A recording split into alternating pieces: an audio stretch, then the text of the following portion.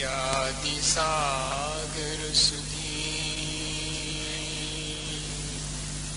जो विद्यादि सागर सुधी गुरु है हितैषी, शुद्धात्म में निरत नित्य हितोपदेशी, वे पाप ग्रीष्म ऋतु में जल है सयाने, पूजून है सतत केवल ज्ञान पाने, पूजून है सतत केवल ज्ञान। बोले भगवान महावीर स्वामी की, आचार्य कुंद कुंद स्वामी की, आचार्य गुरुवर विद्यासागर मुनि महाराज की।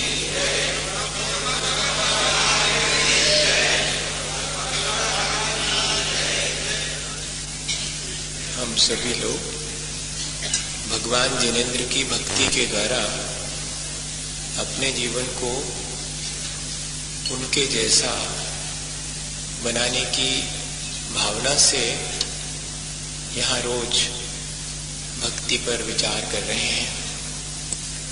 और सचमुच जिनेंद्र भगवान की भक्ति ही ऐसी गुणकारी है जो हमारे जीवन को उनके जैसा ही बनाने में कारण बनती है। हम भगवान की भक्ति भी करते इसी उद्देश्य से हैं कि वंदे तद्गुण लब्धि, मैं आपके जैसे गुणों को प्राप्त करूं, इसलिए आपकी भक्ति करूं। सामान्य रूप से संसार में भक्ति अपने किसी सांसारिक स्वार्थ की पूर्ति के लिए की जाती है। भगवान से हम कुछ और मांगते हैं, लेकिन यह जो जिनेंद्र भगवान की भक्ति है जो हमारे जीवन को अच्छा बनाती है, उसमें तो हम कुछ और ना मांग के सीधा भगवान को ही मांग लेते हैं। अब आपसे क्या मांगना, आप ही को मांग लेते हैं। आपके जैसे ही हम होना चाहते हैं, आपके जैसे गुणों को हम प्राप्त करना चाहते हैं। तो इतनी उत्कृष्ट भावना हमारी इस भक्ति के समय होनी चाहिए। तो हमारे भीतर की जो भगवान बनने की या भगवत्ता की जो क्षमता है वो स्वतः ही प्रकट होने लगती है।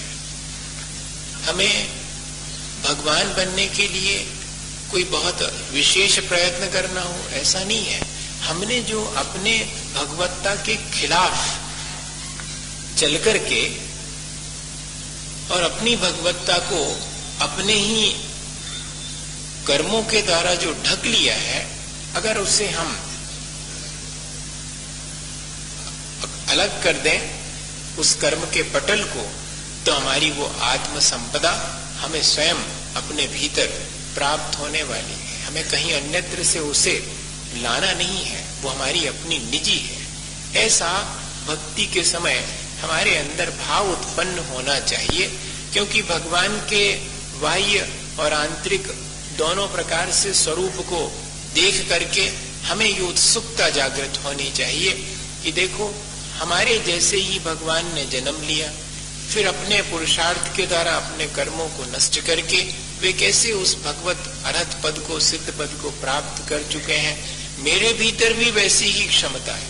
तो उस अपनी क्षमता का हमारे लिए अगर एक बार भक्ति में एहसास हो जावे और फिर उस क्षमता को उद्घाटित करने के लिए हमें जो प्रयत्न करना है वो प्रयत्न हम करना शुरू कर दें, तो ये भक्ति हमारे जीवन को और बहुत अच्छा बनाने में कारण बनती है। वादिराज महाराज भगवान जिनेंद्र की भक्ति करते हुए लिखते हैं, आत्मज्योतिर निधिरनवधिर द्रष्टुरानंद हेतु कर्मक्षोणी पटल पिहितो यो न वाप्य परेशान हस्ते कुर्वन् त्यनजितचरितस्तम भवद भक्ति भाजा स्तोत्रैर्बंध प्रकृति परुषो धाम धात्री खनित्रे। हे भगवान, हमारी जो आत्म ज्योति है अनवधि, जिसका कोई अंत नहीं है, अनंत है वो आत्म ज्योति, वो ढकी हुई है, हमारे कर्म पटल के नीचे ढक गई है। यूं न वाप्तः परेशान, कोई दूसरा चाहे कि हम उसको निकाल लें तो नहीं निकाल सकता। और जो व्यक्ति अपनी आत्म संपदा को अपने अंदर देखने की आंख प्राप्त नहीं करता, यानी अश्रद्धालु है, उस आत्मा की उसके रुचि नहीं है, वो भी उसको नहीं देख पाता। लेकिन जिसकी अपने आत्म रुचि जागृत हो गई है, वह उस आत्म संपदा को देख करके अत्यंत आनंदित होता है। और इतना ही नहीं, भगवान जिनेंद्र की भक्ति के द्वारा वो भक्ति कुदाल का काम करने लगती है। खनित्रयी है, स्तोत्र खनित्रयी, स्तुति रूपी कुदाली के द्वारा प्रकृति परुषोद्धाम धात्री, प्रकृति, प्रदेश, स्थिति, अनुभाग, ये जो कर्म बंध के 4 प्रकार हैं, उनसे वे तो हो गए पटल, अर्थात ऊपर की जो एक कहना चाहिए ढकने का जो, उसको पटल को क्या कहेंगे, स्टेटा बोलते हैं उसको हिंदी में, तो पटल ही बोलते हैं, आवरण कह लीजिएगा, उससे ढके हुए हैं। अगर उनको हम उस कुदाली के द्वारा खोद लेवें तो वो आसानी से निकल सकती है। जैसे घर में किसी के संपदा दबी हो तो जिसको मालूम रहता है कि हमने तो दबाई है तो वो तो बहुत प्रसन्न रहता, और बाकी जिसको घर में नहीं मालूम तो वे गरीबी की हालत में वो दुखी बने रहते, अब है तो ही नहीं है, कचू धीरे धीरे सब खत्म हो जा रहा हो। लेकिन जिसको मालूम है कि हो जान दो खत्म, हमने तो नीचे बहुत दबा के धरो,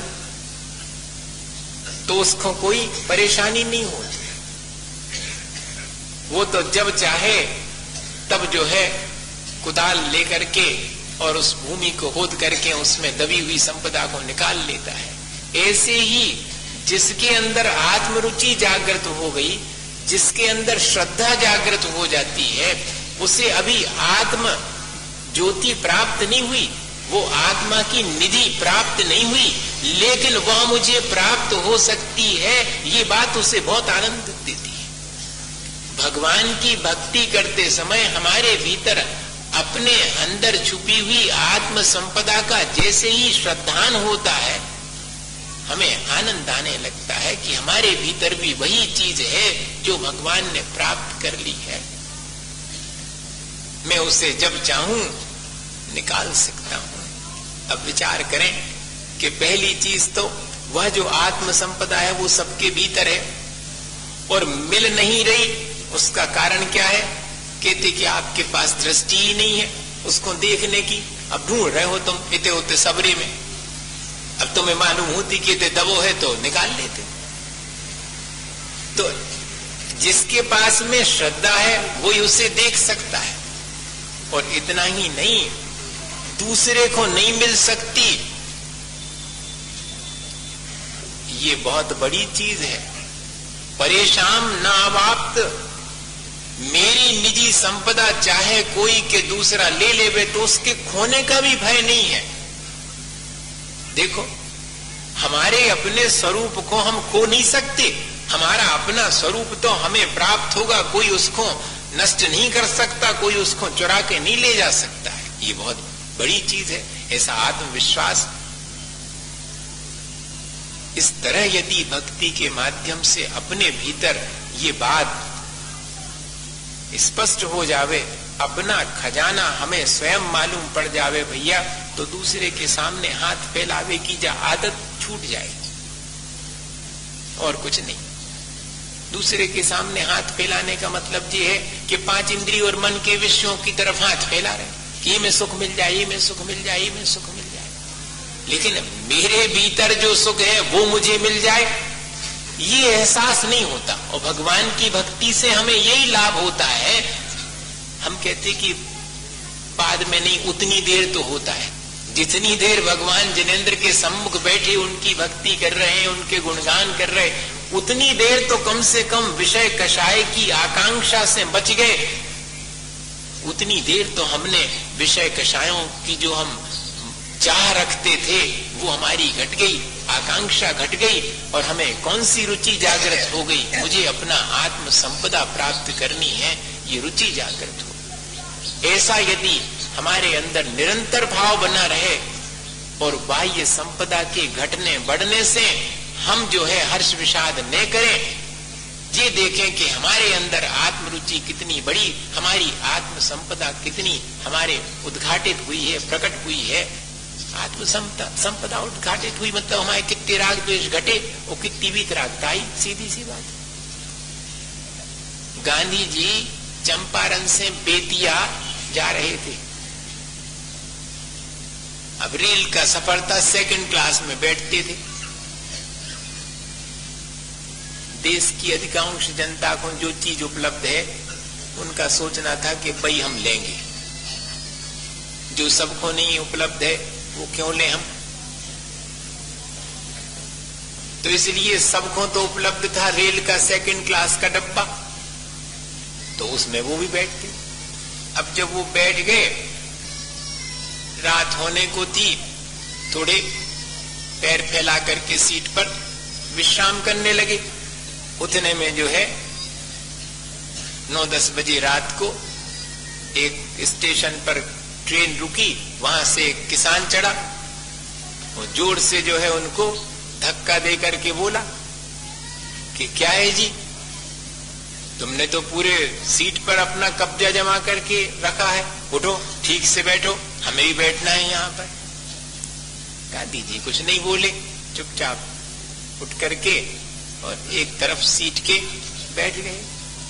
अब वो जो किसान था वो भी बेतिया गांधी जी के दर्शन के लिए जा रहा था। सोचो, अब वो भी वहीं जा रहा था कि गांधी जी के दर्शन होंगे, तो आ रहे हैं गांधी जी उस सभा में। और फिर जैसे ही वो बैठ गया वहां पर, वो बैठ करके गाने लगा, गांधी बाबा बड़े भले हैं, गांधी बाबा बड़े भले हैं, और उनके गुणगान करने लगा। और गांधी जी चुपचाप बैठी रही। अब जब स्टेशन पर उतरने की बारी आई तो सब लोग डिब्बे डिब्बे में ढूंढ रहे कि गांधी जी कहाँ हैं, और जैसे ही दिखा पड़े तो सबने जो है उनको हाथों हाथ ले लिया। अब वो घबराया कि हमने तो इनको धक्का दिया था, उठा करके जो है बाजी में बैठा था, जय निकले गांधी जी। भैया ऐसे ही अपन कर रहे, रोज धक्का देते उसी आत्म स्वरूप को कि उठो तुम एक तरफी हो, हम विषय कषाय में लगो चाहत। और जब खबर आएगी, जब मालूम पड़ेगा कि जिसका हमने आज तक तिरस्कार किया है वही तो गांधी जी थे, वही तो हमारा आत्म स्वरूप था, ये तो घटना है, वो गांधी जी की सहनशीलता की घटना है। तो उनने सहन कर लिया, लेकिन उसको जरा विचार तो करो कि हमारी अपनी अज्ञानता के कारण भी तो हम अपने स्वरूप को न पहचान करके गुणगान तो करते आत्मा के, क्या हमारी आत्मा इतनी है ऐसी में, तो भैया प्राप्त कर लो। वही को तो भूले जो उनको गुणगान कर रहे हैं। बाजू में बैठे हुए हैं जिनका गुणगान किया जा रहा, उनको नहीं पहचान पा रहे। हमारे साथ भी यही, हमारी अज्ञानता यही है कि हम उसी अपने स्वरूप को भूल करके और प्राप्त करने से वंचित रह रहे हैं। भक्ति हमें याद दिलाती है अपनी भूली हुई संपदा, और इतना ही नहीं, वो भक्ति उस भूली हुई संपदा को याद दिलाकर हमें आनंदित भी करती है और उसे प्राप्त करने में कारण भी बन जाती है। वो उपाय है जिसके माध्यम से हम अपने राग द्वेष को घटाकर अपनी वीतराग संपदा को प्राप्त कर सकते हैं। वादिराज महाराज इस तरह बड़े अनूठे प्रकार से भक्ति करते हैं। कहीं कोई याचना नहीं है, अत्यंत आत्मविश्वास है कि मैं भक्ति करूंगा तो मुझे अपनी वह प्राप्त करने योग्य और क्या चीज है संसार में प्राप्त करने योग्य, वही आत्म संपदा प्राप्त करने योग्य है। सो भगवान से मांगू भी, प्राप्त भी करूं तो किस चीज को, भक्ति के माध्यम से उसी आत्म संपदा को प्राप्त करूं। फिर कहती प्रत्युत्पन्ना नय हिमगिरे रायता चामृता धीर देवत्वाम यस, प्रत्युत्पन्ना नय हिमगिरे रायता चामृता धीर देवत्व पद कमलियो संगता भक्ति गंगा चेतस्तस्याम मम रुचिवसा दाप्लुतम शालितानहा कलमाशम यद भवति किमियम देव संदेह भूमि। क्षयोपशम है वो वीर्यान्तराय के साथ में होता है। हम तो हमेशा अनुभव करते हैं इस चीज को कि थोड़ा सा भी वीर्यान्तराय कर्म का क्षयोपशम कमती हो जाए तो ज्ञान सब धरो रह जाए। ताकत सोई चाहिए ज्ञान के लिए, अकेले से ज्ञान के क्षयोपशम से नहीं होता। तो आज उतना कंसंट्रेशन नहीं बन रहा था, मुझे लग भी रहा था, तो कहने लगे कि वो इतनी किताब ले जा रहे हैं आज तो आप। हमने कि हमें अब नहीं बताएंगे, हम स्टेज पे बैठे बैठे पढ़ाते। अब ले आए भी है किताब, मनो देख भी लो में से कि जो है भूल गए। क्षयोपशम है और इसी का अहंकार करते कि हम सब कछु जाना, वो 1 मिनट नहीं लगने सबरो बिसर जाने। हाँ, केवल ज्ञान प्राप्त होने के बाद नहीं बिसरता जी, तो सब क्षयोपशम ज्ञान है। अभ्यास करे पे भी भूल जाते हैं। तो आचार्य वादिराज महाराज भगवान की भक्ति कैसे कर रहे होंगे? अपन को तो उनने जो भक्ति करी है वो भूल जाती है, उनने कैसे भावों से मैं सोचता हूं कि कैसे उनके भाव हुए होंगे और कैसे उन्होंने संस्कृत भाषा में और इतनी भक्ति भगवान की करी। वो कह रहे कि प्रत्युत्पन्ना नय हिमगिरी रायता चाम्रता भे, उत्पन्न तो हुई है भगवान भक्ति रूपी गंगा कहां से? कहती वीर हिमाचल ते निकसी गुरु गौतम के मुख कुंड डली है। ऐसा तो कहते कि वह जो स्याद्वाद रूपी हिमगिरी है, आपकी वाणी है स्याद्वाद रूप, वो हो गया हिमालय, वो वहां से निकली हुई है। और कहां तक जाती है? नदी कोनो भी निकले तो समुद्र तक जाती। और जा वाली नदी कैसी है? भक्ति रूपी गंगा, कहती वो मोक्ष तक जाती। आयता चाम्रताब धेर, अमृत के समुद्र तक अर्थात मोक्ष तक वो फैली हुई है। और मुझे कहां प्राप्त हुई? जा तो बताओ। आपके चरणों में प्राप्त हुई संगता भक्ति गंगा, मुझे प्राप्त हुई है आपके चरण कमलों में बैठने से, मैं उसका आस्वादन कर रहा हूं। देखो भक्ति करते समय क्या विचार आना चाहिए कि भगवान की जैसे वाणी रूपी गंगा बह रही है, जाएगी लेकर के मोक्ष तक, पर मुझे तो यहां पर प्राप्त हुई। अब मेरा काम क्या है? उसमें मैं डूब जाऊं। जो डूब जाती हैं वो पवित्र हो जाती है। जैसे नदी सामने से निकल रही हो और अपन किनारे खड़े रहे तो क्या स्थिति बनेगी? पवित्र हो जाएंगे, नहाए धोए हो जाएंगे क्या? कहती नहीं, उसमें उतरो, डूबो उसमें। तो यही भगवान की भक्ति करते समय होना चाहिए कि भगवान जिनेंद्र के स्वरूप में उनके द्वारा कही गई वाणी में जो आत्मा का स्वरूप है उसमें हम अवगाहन करें, उसमें हम डूबे उन क्षणों में। उतनी देर ही सही, 5 मिनट 10 मिनट सही, अपनों सब ध्यान लग जाते कि जा चीज चढ़ाओ और जा चीज चढ़ाओ। हाँ, पूजा करते समय, पाठ करते समय कई जने कहने लगे कि वो कोई अर्थ की तरफ ध्यान दो। हाँ भैया, अर्थ की तरफ भी ध्यान ले लो, मनो परमार्थ तो न भूलो। अर्थ तो लगा ली, अच्छो अर्थ लगा लेता, बहुत अच्छा है, पूरी जैसी पढ़ा तो पूजा को अर्थ भी जानत। अकेले अर्थ से क्या होना? अर्थ के साथ परमार्थ, उसमें डूबना। ज्ञान ध्यान बन जावे तो ही वो ज्ञान श्रेष्ठ है। आचार्य महाराज हमेशा कहते हो ज्ञान नहीं तो अकेली जानकारी है नहीं, जानकारी के साथ साथ वह अनुभूति बन जावे। उन क्षणों में हमें वैसा ही लगने लगे कि हाँ मेरा तो स्वरूप वीतरागी है। तब जाकर के ऐसा कौन होगा कि जिसका चित्त निर्मल ना हो? तो वादिराज महाराज कह रहे कि मेरा चित्त तो उसमें अवगाहन करके अत्यंत निर्मल हो गया है, इसमें क्या संदेह है? कहीं कोई इसमें मुझे संदेह की स्थिति नहीं है। मैंने आपसे एक बार कहा था कि गड़रिया रोज देखता था कि पंडित जी डुबकी लगाते थे और डूबा साधे रहते थे और फिर थोड़ी देर में निकलते थे। तो पंडित जी से पूछी कि क्या दिखता आपको उसके भीतर? कहते भगवान। तो पंडित जी नहीं आ पाए, गड़रिया पहले पहुंच गया था, सुबह ने डुबका साधो और अब वो तो 5 मिनट 10 मिनट हो गए। अब पंडित जी उत्ते में आ गए तो पंडित जी को बड़ा आश्चर्य हुआ कि जी तो सही में 10 मिनट हो गए, मन न जाए उसी के भीतर। वो निकल आया 10 मिनट में। जो जल देवता थे उनने उससे कहा कि भाई तुम इतनी देर तक डूबे हो और प्राण निकल जाएंगे। उसने कहा कि मैं तो भगवान के दर्शन करके ही निकलूंगा बाहर। कहते और कुछ मांग लो? कहते नहीं, भगवान के दर्शन हो गए, अब इसके अतिरिक्त मुझे और कुछ मांगने की आवश्यकता नहीं है। ये क्या चीज है? ये चित्त की निर्मलता है। ये चित्त की निर्मलता हमारी आकांक्षाओं को घटाती है, तब समझना कि चित्त निर्मल है।